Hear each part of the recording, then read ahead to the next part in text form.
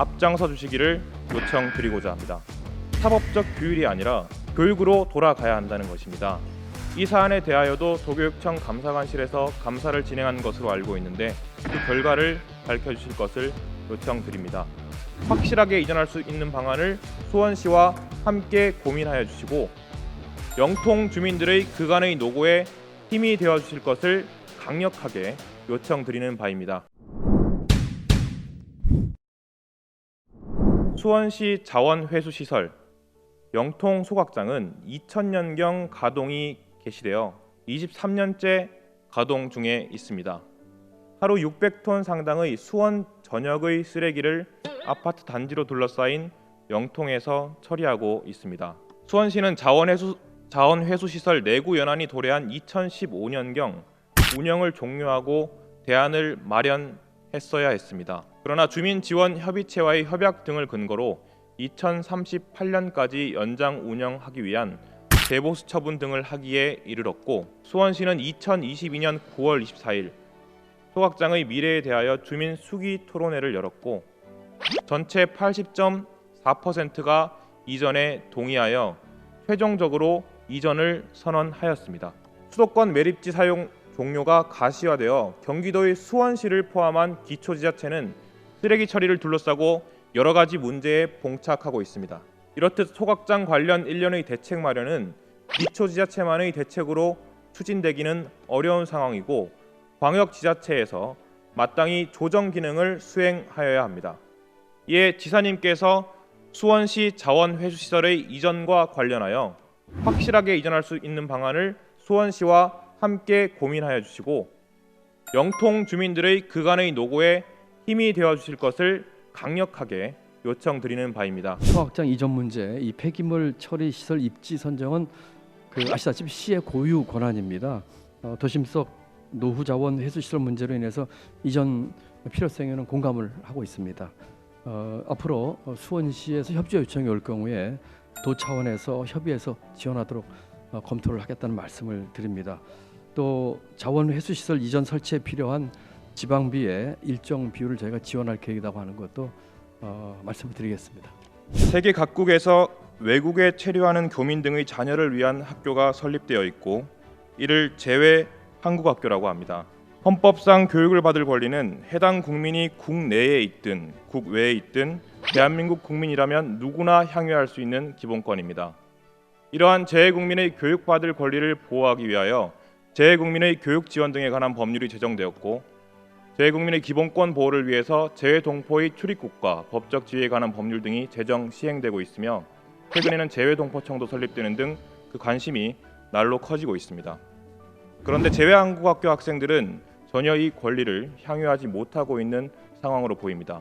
재외한국학교의 세출 예산은 약 80%가량이 해당 학교 교직원의 인건비로 지출되고 있고 일반 운영비와 시설비 합계 약 15%가량 나머지 5%를 가지고 학생 복지비와 교육 운영비 등에 충당하고 있습니다. 재외한국학교 세입 예산의 대부분이 인건비로 지출되고 있어 학교 운영 재원이나 대투자 비용 등이 턱없이 부족한 상황으로 재외한국학교 학생들은 헌법상 교육을 받을 권리를 제대로 온전히 향유하지 못하고 있는 상황인 것입니다.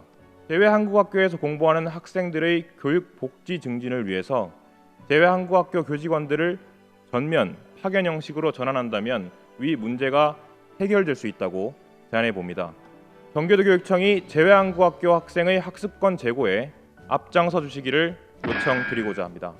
여러 가지 인사제도나 이 제도 운영 자체는 현지 학교하고 교육부가 이것은 창구가 돼서 하고 있습니다. 교육부와 함께 현지의 그런 사정들이 좀 충분히 이 인선을 하거나 정책에서 좀 반영될 수 있도록 노력하겠습니다. 교육부는 2023년 3월 9일 학교폭력 근절대책 추진 방향을 발표했습니다. 현행 최대 2년인 가해 학생 조치사항 학생부 기재 보존 기간을 연장하고 이를 대입 전형에 반영하는 안을 검토하고 있다고 합니다. 그런데 교육부가 내어놓은 학생부 기재연한 연장 대책은 과거로의 회귀일 뿐입니다. 피해자는 명확하고 신속하게 보호할 필요가 있다는 점에 대하여는 재론의 여지가 없습니다. 학교 폭력의 범주가 과도하게 넓은 상황, 그리고 학교 폭력 사건에 불복하여 행정 심판, 행정 소송 등 잦은 소송으로 학교 현장이 사법화되고 있는 상황에서 적절한 대책으로 보기는 어렵습니다. 사법적 규율이 아니라 교육으로 돌아가야 한다는 것입니다. 저 또한 그런 방향으로 경기도 교육청과 노력하고 있다는 말씀을 드립니다. 현재 이 학교 폭력 관련 그 법률을 갈등 중재, 화해 중재 절차를 꼭 좀 전심 절차로 밟도록 이렇게 이제 하고 있는데, 다만 다수의 의견으로 중재를 권하는데도 불구하고 법의 호소에서 나는 자신 있다 해가지고 가는 경우에는 저는 그때는 엄벌주의로 나가야 된다고 봅니다.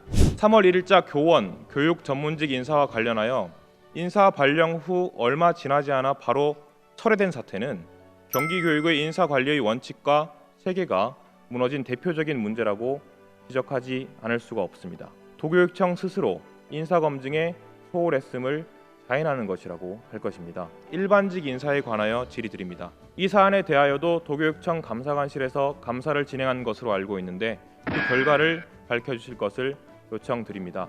부득이하게 그런 일이 발생해서 참 죄송하다는 말씀을 먼저 드립니다. 작년 8월에 그 인사 명단이 교육감 최종 결재 전에 여러 가지 유출된 사항에 대해서 감사 진행을 했는데, 이 문제는 정확히 말씀드리면 제가 최종적인 안을 보고 받으면서 그 한두 명의 변경 사항이 있었습니다.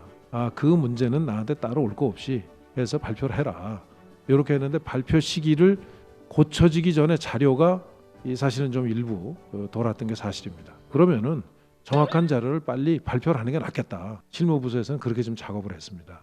저도 참 이게 당혹스러웠습니다만은 이번에 인사를 할 때는 그때 그 어떤 시행착오를 되풀이하지 않기 위해서 철저하게 저희들이 보안도 유지하면서 규정에 맞게 그렇게 그 인사를 해서 그런 사고 없이 인사를 할 수 있었다, 개선이 됐다는 점을 말씀드립니다.